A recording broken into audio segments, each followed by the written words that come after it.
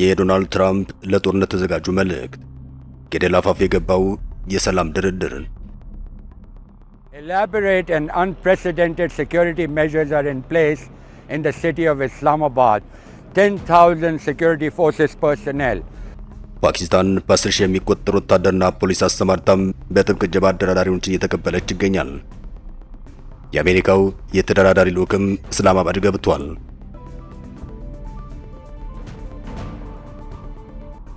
የኢራን የሰላም ተደራዳሪ ልዑክም እስላማባድ ገብቷል። The Iranian delegation, led by Parliament Speaker Mohammad Bagher Ghalibaf, has arrived in Islamabad ahead of ceasefire negotiations with the United States.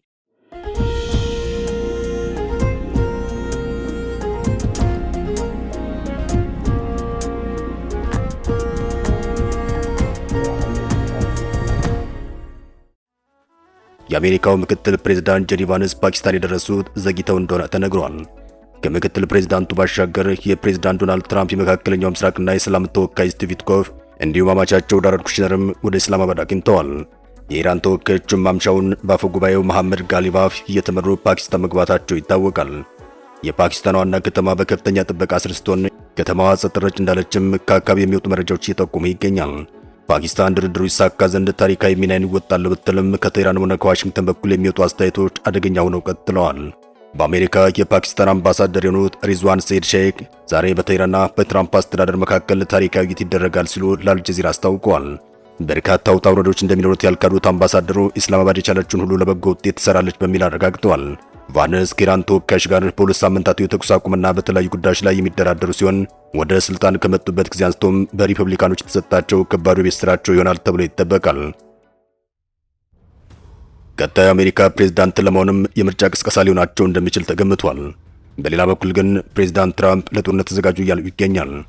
ፕሬዝዳንቱ ወደ ቁጣና ዛቻ ተመልሰዋል። ጦርነቱን በሚገባ ቋጫዋለሁ ካልተስማማችሁ እያሉም ይገኛል። ኢራን እጅ አልሰጥም እያለች ነው፣ እናም ትወድማለች ሲሉም ዝተዋል። የሆርሙዝ ሰርጥን በራሷ የመገበያያ ቀረጥ ለማስከፈል በፓርላማ ለማጽደቅ ተዘጋጅታለች። ፕሬዝዳንት ትራምፕ ኒውዮርክ ፖስት ከተባለው ጋዜጣ ጋር በስልክ ባደረጉት ቃለ መልሳቸው ላይ የድርድሩ ውጤት በ24 ሰዓታት ውስጥ ይታወቃል ሲሉ ተደምጠዋል። መርከቦቻችን በታሪክ ውስጥ ከተሰሩ ሁሉ የላቁ የጦር መሳሪያዎችን እያስታጠቅን ነው፣ እንዲያውም ከዚህ ቀደም ሙሉ በሙሉ ለመደምሰስ ከተጠቀምንበት ኃይል በከፍተኛ ደረጃ የበለጠ ነው ሲሉ ተደምጠዋል። እናም ይላሉ ፕሬዝዳንቱ ከስምምነት ላይ ካልደረስን እነዚህ የጦር መሳሪያዎች በጣም ውጤታማ በመሆን ረገድ እንጠቀምባቸዋለን ሲሉ ዝተዋል። በሌላ በኩል ደግሞ ኢራንም በድርድሩ ላይ ከባድ ጥያቄን አቅርባለች። የኢራን መንግስት በበኩሉ ድርድሩ ከመጀመሩ በፊት በሊባኖስ የሚፈጸመው ጥቃት እንዲቆም ጠይቋል። የአገሪቱ የፓርላማ አፈ ጉባኤና ተደራዳሪ መሐመድ ባጋር ጋሊባፍ የሊባኖሱ ጥቃት ካልቆመ ከአሜሪካ ጋር የሚደረግ ድርድር የለም ሲሉ ተደምጠዋል። አፈ ጉባኤው በሊባኖስ የሚደረግ የተኩስ አቁምና የታገዱ የኢራን ንብረቶች የማንደራደርባቸው ቅድመ ሁኔታዎቻችን ናቸው ሲሉ ተናግረዋል። እዚህ ላይ ልብ ማለት የሚገባው ጋሊባፍ ማለት የኢራንን የሚደራደር ቡድን ይዘው ኢስላማባድ ፓኪስታን የገቡ ሰው ናቸው። የሰላም ንግግሩ ካልተሳካ ጦርነቱን እቋጨዋለሁ ሲሉም ትራምፕ በአደባባይ ዝተዋል። በመካከለኛው ምስራቅ የተቀሰቀሰውን ከፍተኛ ውጥረት ለማርገብ በአሜሪካና በኢራን መካከል የሚደረገው ወሳኝ የሰላም ድርድር በፓኪስታን ኢስላማባድ ሊጀመር ጥቂት ሰዓታት ብቻ ቀርተውታል። ዓለም አቀፍ ስጋትና ተስፋ ተደባልቀው እየታዩ ይገኛል። የአሜሪካው ፕሬዝዳንት ዶናልድ ትራምፕ ድርድሩ ካልተሳካ ወታደራዊ እርምጃ እንደሚወስዱ በግልጽ አስጠንቅቀዋል። የሆርሙዝ ሰርጥ ማለትም ስትሬት ኦፍ ሆርሙዝ በኢራን ፈቃደኝነት ይሁን ያለ ኢራን ፈቃድ በቅርቡ ይከፈታል ካሉ በኋላም ካልሆነ ግን በሆነ መንገድ ጦርነቱን እንጨርሰዋለን ሲሉም ዛቻ አዘል መልእክታቸውን አስተላልፈዋል። የአሜሪካው ልዑክ በምክትል ፕሬዝዳንቱ ጄዲ ቫንስ እየተመራም ወደ ፓኪስታን አቅንቷል። ቡድኑም ቀደም ብዬ እንደነገርኳችሁ እንደ ጃሬድ ኩሽነርና ስቲቭ ዊትኮፍ የመሳሰሉ ቁልፍ ባለስልጣናትን ይዟል። ቫንስ ኢራኖች ሊያታልሉን ከሞከሩ ድርድር አንቀበልም ሲሉም አስጠንቅቀዋል።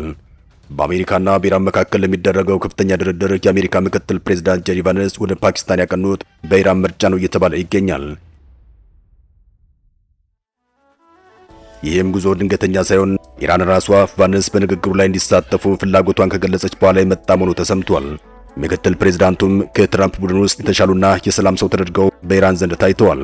በኢራን ጄዲ ቫንስ በፕሬዝዳንት ትራምፕ የቅርብ ክበብ ውስጥ ካሉ ሰዎች መካከል ጦርነት በጣም የሚቃወሙ ማለትም አንቲዋር አድርጋ ትመለከታቸዋለች ነው የተባለው። ኢራን ቫንስን በቅን ልቦና ስምምነት ላይ ለመድረስ ዝግጁ ናቸው ብላ ታምናለች። በልዑክ ውስጥ የተካተቱት ጃሬድ ኩሽነርና ስቲቭ ዊትኮፍ ቀደም ሲል ከኢራን ጋር ያደረጉት ንግግር ባለመሳካቱም ኢራን በቫንስ ላይ የተሻለ እምነትን ጥላለች። በ2028 የአሜሪካ ፕሬዝዳንታዊ ምርጫ ቀድመው ከሚጠሩ ስሞች መካከል አንዱ የሆኑት ቫንስ የድርድር ሁለት መልክ ሊኖረው እንደሚችል ተንታኞች ይናገራሉ። ድርድሩ ከተሳካና ዘላቂ ሰላም ከመጣ የቫንስ ዲፕሎማሲያዊ ብቃት በማሳየት ለፕሬዝዳንታዊ ግስጋሴያቸው ትልቅ ግብዓት ይሆናል። የአሜሪካ ፕሬዝዳንት የመሆን ዕድላቸው ከፍ እያለ ይመጣል። ድርድሩ ሳይሳካ ቢቀር ግን በሺዎች የሚቆጠሩ ሰዎች ለገደለውና ለዓለም አቀፉ የነዳጅ ዋጋ መናር ምክንያት ለሆነው ጦርነት ተጠያቂው እሳቸው የመሆን ስጋት አለባቸው። ፕሬዝዳንት የመሆን ዕድላቸው በዚያው ልክ ጠባብ ይሆናል እንደማለት ነው። በድርድሩ ጠረጴዛ ላይ የሚቀመጡት የኢራን ተወካዮች የፓርላማ አፈ ጉባኤ መሐመድ ባጋር ጋሊባፍና የውጭ ጉዳይ ሚኒስትሩ አባስ አራግቺ ናቸው። የነጩ ቤተ መንግሥት ጋሊባፍን ተግባራዊ ሰው ማለትም ፕራግማቲክ እንደሆኑና ለስምምነት ሊመቹ እንደሚችሉ በበጎ ዓይን ይመለከታቸዋል። ሁለቱ ወገኖች የሚፈልጉት ተደራዳሪ ማግኘታቸው ለንግግሩ መሳካት መልካም አጋጣሚ ቢሆንም በመካከላቸው ያለው ልዩነት ግን ሰፊ እንደሆነ ነው የሚነገረው። ዩናይትድ ስቴትስ ኢራን ዩራኒየምን የማብለጸግ ሙሉ በሙሉ እንድታቆም ትፈልጋለች። ተኢራንም የኒውክሌር ፕሮግራሟን የመተው ምንም አይነት ፍላጎት በይፋ አላሳየችም። የአሜሪካው ፕሬዝዳንት ዶናልድ ትራምፕ ነዳጅ በቅርቡ መፍሰስ ይጀምራል ቢሉም ሰርጡ ግን አሁንም እንደተዘጋ ይገኛል።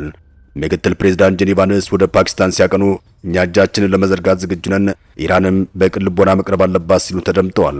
የሊባኖሱ ጦርነት አለመቆም ግን ድርድሩን ስኬታማ እንዳይሆን እንቅፋት ይሆናል እየተባለ ይገኛል። በአሜሪካና በኢራን መካከል የሁለት ሳምንት የተኩስ አቁም ቢታወጅም በሊባኖስ ግን በእስራኤልና በሂዝቦላ መካከል ያለው ግጭት አሁንም እንደቀጠለ ይገኛል። በእስራኤል አየር ጥቃት 13 የሊባኖስ የመንግስት ጸጥታ አካላት መገደላቸው ተገልጿል።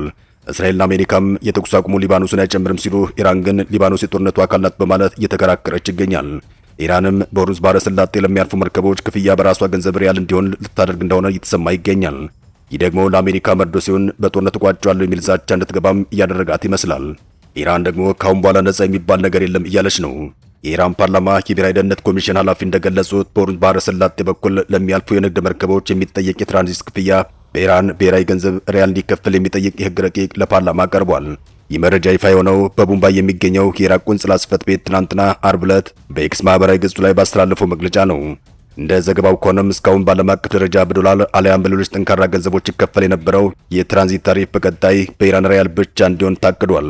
በኢራን እርምጃ የምትወስድ ከሆነም በብሔራዊ ገንዘቧ ላይ የሚታየውን የዋጋ ግሽበት ለመከላከል በምዕራባውያን የሚጣሉባትን ኢኮኖሚያዊ ማዕቀቦች ለመቋቋም እንደሚረዳት ይገመታል። በሌላ በኩል ግን ኢራን ከዚህም በላይ ከባድ ውሳኔ ልታሳልፍ እንደሆነ ተሰምቷል። ይህን ውሳኔም በፓርላማዋ ከጸደቀች አሜሪካና ኢራን የመታረቃቸው ጉዳይ ያለቀ ይመስላል። የኢራን ፓርላማ የአሜሪካና የእስራኤል መርከቦች በሆርሙዝ ሰርጥ በኩል በዘላቂነት እንዳያልፉ ሊያስገድድ ይችላል እየተባለ ይገኛል። በባህረ ሰላጤው ሀገራት የሚመረተው የነዳጅ ምርት የሚተላለፍበት ወሳኙ የሆርሙዝ ሰርጥ ለመቆጣጠር የሚያስችል ወሳኝ እቅድ የኢራን ፓርላማ አዘጋጅቶ በሚቀጥሉት ሳምንታት ሊያጸድቅ እንደሚችል ተገምቷል። የፋርስ ዜና ወኪል በዚህ እቅድ ውስጥ ከአሜሪካና ከእስራኤል ጋር ግንኙነት ያላቸው መርከቦች በመተላለፊያ በኩል እንዳይጠቀሙ በዘላቂነት እገዳ የሚጥል ሀሳብ ተካቶበታል የተባለው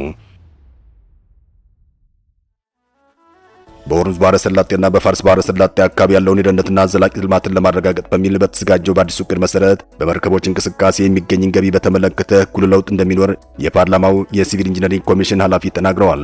ኃላፊው እንደተናገሩትም ሰርጡ የሚተዳደርበት አዲስ አሰራርን የተመለከተው እቅድ በኢራን ፓርላማ ሙሉ በሙሉ ድጋፍ አግኝቶ ተግባራዊ ይሆናል ነው የተባለው።